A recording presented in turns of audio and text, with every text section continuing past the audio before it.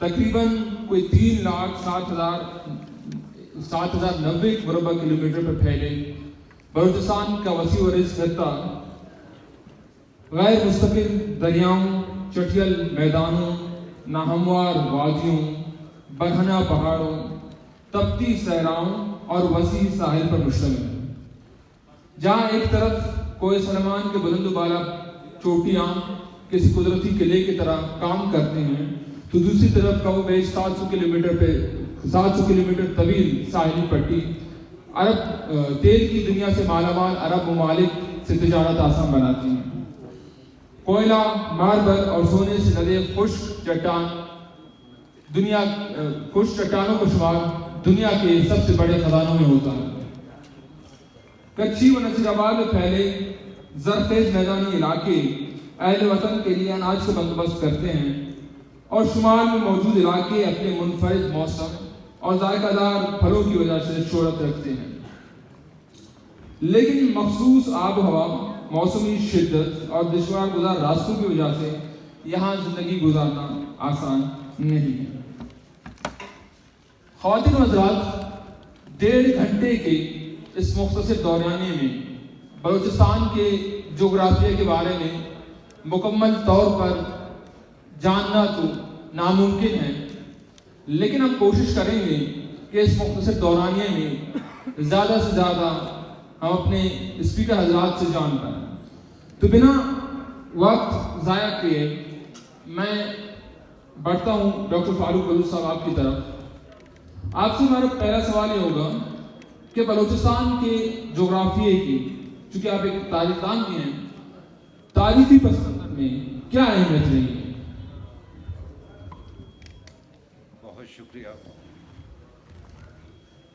बहुत शुक्रिया आप सबका।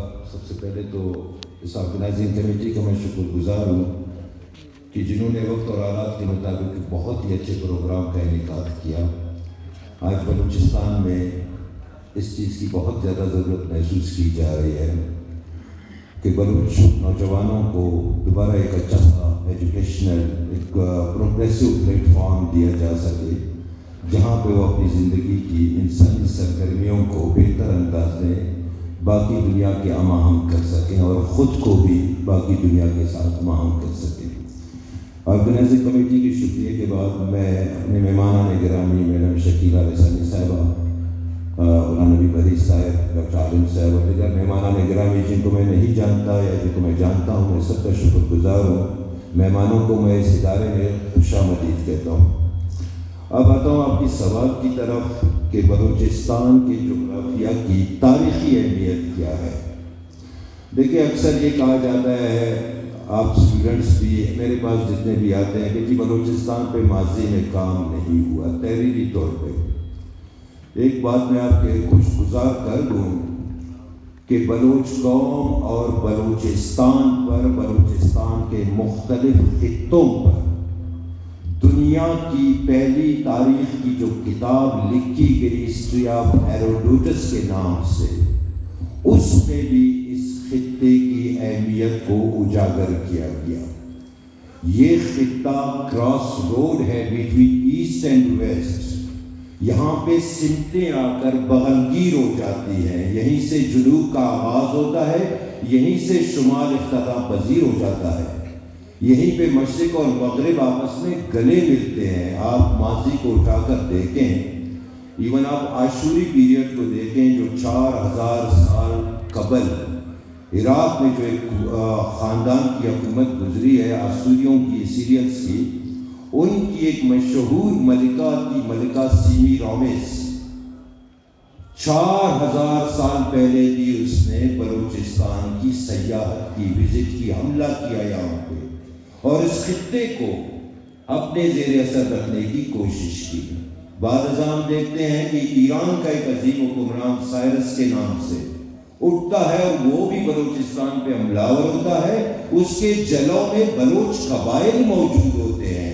ये मैं नहीं कह रहा हूँ, ये हिस्ट्री की कदीम किताबें कह रही हैं, ये शाहनामा फिरदौसी कह रहा है, ये हिस्ट्री ऑफ हेरोडोटस कह रहा है, ये चीज़ यास कह रहा है। ये वो राइटर्स जिन्होंने माजी में इस खित्ते की तारीख लिखी है।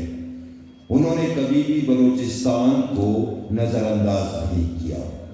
اسی طرح ہم سکندر یونانی کے حملوں کو لیتے ہیں، 323 قبل مسیح میں وہ یہاں سے 326 قبل مسیح میں وہ یہاں سے ہو کے گزرا، بلوچ قبائل کے ساتھ ہربوئی میں، لسبیلا میں، مقران میں اس کے ساتھ شدید جھڑپیں ہوئی، اس کے بڑے بڑے گورنر لیوناٹوس جیسے لوگ مارے گئے، گو کہ مقامی باشندوں کا شدید نقصان ہوا، لیکن اس خطے کے لوگوں نے ان کے خلاف بھی مزاحمت کی، جس کا مطلب یہ ہے کہ یہ خطہ اس وقت بھی سیاسی اور جغرافیائی طور پہ اہمیت رکھتا تھا۔ اب سوال یہ پیدا ہوتا ہے کہ لفظ بلوچستان کب مارج وجود میں آیا، یہ لفظ کب استعمال کیا گیا تاریخ میں؟ اس کے بارے میں بہت سارے ڈاؤٹس ہیں۔ کچھ اس کو بابر کے عہد سے تشبیہ دیتے ہیں کہ جی تزوک بابری میں پہلی بار لفظ بلوچستان کا استعمال ہوا، کچھ کہتے ہیں جی یہ نادر شاہ افشار نے بلوچوں کی رہائش کی وجہ سے 18 سینچری میں اسے بلوچستان کے نام سے متصف کیا۔ لیکن اگر آپ عرب تاریخ کو پڑھیں، بالخصوص 2 جغرافیہ دان ایسے گزرے ہیں جن کی کتابیں 1000 سال گزرنے کے باوجود بھی اب بھی لوگ بڑے شوق سے پڑھتے ہیں اور ان کے حوالے دیتے ہیں۔ ان مورخین میں ایک جغرافیہ دانوں میں، وہ مورخ نہیں جغرافیہ دان ہے، ایک ابن حقل ہے، سب جانتے ہیں اس کے نام سے، سب واقف ہے، سورۃ الحرث کا مصنف ہے۔ یہ کتاب عربی میں ہے، ہمارے پاس لائبریری میں بھی رکھی ہوئی ہے، میرے پاس پرسنل اس کی کاپی ہے۔ اسی طرح المقدسی کی کتاب ہے، یہ وہ کتابیں ہیں جو 950 اور 987 عیسوی میں لکھی گئی ہیں۔ ان کتابوں کو اگر آپ مطالعہ کریں، سب سے پہلے ان عرب جغرافیہ دانوں نے لفظ بلوچستان کا استعمال کیا ہے۔ وہ ایک بڑے خطے کو جو کندہار سے لے کر مصدوم اور آنورڈ سپی تک پھیلا ہوا ہے، کوئی سلیمان کو یہ خطہ اپنی جڑوں میں لیتا ہے، یہ عرب جغرافیہ دان اس خطے کو بالشتان کے لفظ سے متصف کرتے ہیں۔ اور آپ جانتے ہیں بالش یا بلوچ عربی میں بلوچ کے لیے استعمال ہوتا ہے۔ یہ فرسٹ بک ہے کہ جس میں آپ کو اس خطے کا باقاعدہ نام ملتا ہے، گو کہ وہ کسی اور زبان میں ہے۔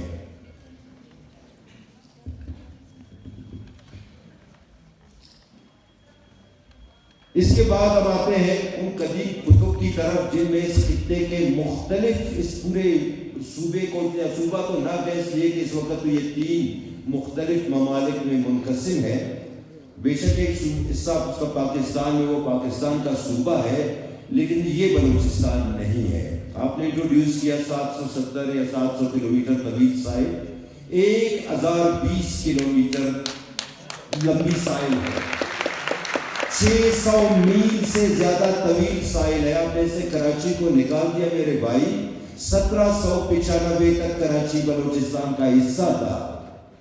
منو خان کا قلعہ وہاں پہ منوڑا میں موجود ہے، منو واڑا کہتے ہیں اس کو، چاکر واڑا، چاکر خان کا قلعہ وہاں پہ موجود تھا۔ منیر کی ندی تک یہ بلوچستان کے حدود تھے، جبکہ ایران میں اب بھی بندر عباس کے قریب ایک ساحل ہے۔ مکران کے میرے دوست جو کوسٹل بیلٹ پہ رہتے وہ جانتے ہیں، میناب سے سب واقف ہوں گے، میناو فارسی میں اس کو میناب بھی کہتے ہیں، بلوچی میں میناو بھی کہتے ہیں۔ یہ بندر عباس کے بالکل قریب ہے، اس کو کسی زمانے میں بندر ہرمز بھی کہتے تھے اور اس کو بندر بلوچ بھی کہا جاتا تھا۔ یہاں سے اس کے حدود سٹارٹ ہوتے ہیں کراچی تک، ملیر تک، یہ بلوچستان کی ساحلی پٹی ہے۔ یہ الگ بات ہے، بلوچستان کو مختلف اوقات میں تقسیم کے پولینڈ کی طرح اس کی بدقسمتی رہی، ہمیشہ تقسیم در تقسیم کے مراحل سے گزرتی رہی، بڑی بڑی قوتیں آتی رہی، حملہ ہوتی رہی۔ برطانیہ آیا تو اس نے اپنی مرضی سے بلوچستان کو تقسیم کیا، اس سے پہلے منگول آئے، انہوں نے اپنی مرضی سے تقسیم کیا، عرب آئے، انہوں نے اپنی مرضی سے اس کی ولایتیں منقسم کی، لیکن جو پراپر بلوچستان ہے اس کا کل رقبہ اس وقت 40,000 مربع میل ہے، جو لگ بھگ 8 لاکھ مربع کلومیٹر کے برابر بنتا ہے۔ اس وقت پاکستان میں جو رقبہ ہے وہ 3,47,190 مربع کلومیٹر ہے، اور جو پاکستانی بلوچستان کا جو ساحل ہے وہ 771 کلومیٹر طویل ہے۔ بنیادی طور پر بلوچستان 4 قسم کی طبعی ارضیات پر مشتمل ہے۔ اپر آئی لینڈ ہے، لوور آئی لینڈ ہے، ڈیزرٹ ہے اور پلینز ہے۔ اپر آئی لینڈ ہمارے کچھ علاقے ہیں جیسے ارگوئی کے پہاڑ ہیں، تو سلیمان کے پہاڑ ہیں، تو کاکڑی کے پہاڑ ہیں، یہ بلند و بالا پہاڑوں میں آتے ہیں، یا کوئی سیاحان کے پہاڑ ہیں یا راستوں کے پہاڑ ہیں۔ یہ بلند سلسلے ہیں جو سطح سمندر سے 5,000 فیٹ سے لے کر 12,000 فیٹ تک ہائٹ پہ ہے۔ اس وقت جہاں ہم بیٹھے ہیں 5,800 فیٹ کی ہائٹ پر ہم بیٹھے ہیں سطح سمندر سے۔ یہ اپر آئی لینڈ میں شمار ہوتے ہیں۔ کچھ نشیبی پہاڑی علاقے ہیں جن کو لوور آئی لینڈ کہا جاتا ہے۔ 70% بلوچستان ایسے ہی پہاڑی منطقوں پر مشتمل ہے۔ آپ کا مغرب اور جنوب مغرب کا سارا علاقہ خطرناک نمکین شورزدہ صحراؤں پر مشتمل ہے، جہاں پہ نمکیات کی مقدار اتنی زیادہ ہے ان صحراؤں میں کہ اگر گرمی کے موسم میں 3 گھنٹے کوئی بندہ پانی پیے بغیر ان صحراؤں میں رہے تو ڈی ہائیڈریٹ ہو کر اس کی موت واقع ہو سکتی ہے۔ کچھ ہمارے پاس 3 بڑے میدان ہیں، 3 بڑے میدان ہیں جو ازل سے ہی بڑی شہرت رکھتے ہیں۔ ان میں جو سب سے بڑا اور زرخیز میدان ہے وہ کچی پلین کہلاتا ہے، کچی کا میدان ہے، جسے ہم نے ہمیشہ خانے پیریڈ میں خانہ کلات یا کلات سٹیج کے لیے ایک ریڑھ کی ہڈی کی حیثیت سے اسے پایا۔ دوسرا بڑا میدان ہے وہ قرآن کے دشت کا میدان ہے۔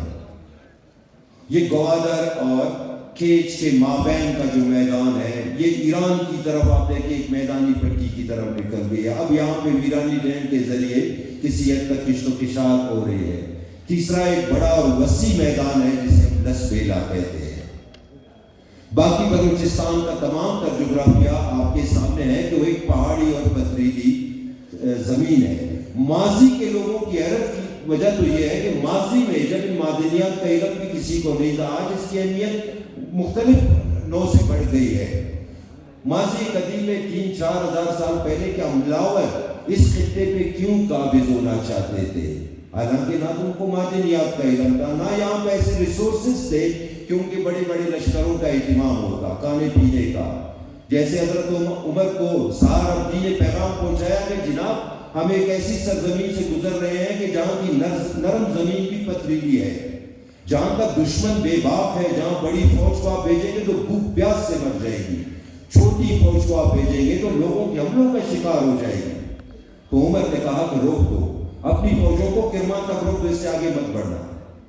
گو کہ وہ لوگ رکے نہیں، بنی امیہ کے دور تک یہ لوگ بڑھتے رہے اور گنداوا تک پہنچ گئے، لیکن انہوں نے جس طرح اس کو انٹروڈیوس کیا بالکل یہی الفاظ گولڈ سمتھ نے اپنی حکومت کو لکھ کر دیے تھے 19th سینچری میں 1863 میں کہ جناب جس خطے میں کو ہم تقسیم کرنے جا رہے ہیں اس کو تقسیم کرنا حضرت ضروری ہے، کیونکہ اس کو اگر کچھ ایران کو اور کچھ اس طرح رکھا جائے خانیٹ کے پاس تو پھر اس میں گزارا کرنا مشکل ہے، ورنہ اس میں بڑی فوج بھیجیں گے تو وہ بھوک پیاس سے مر جائے گی اور چھوٹی فوج کو مقامی لوگوں کے حملے ان کو مار دیں گے۔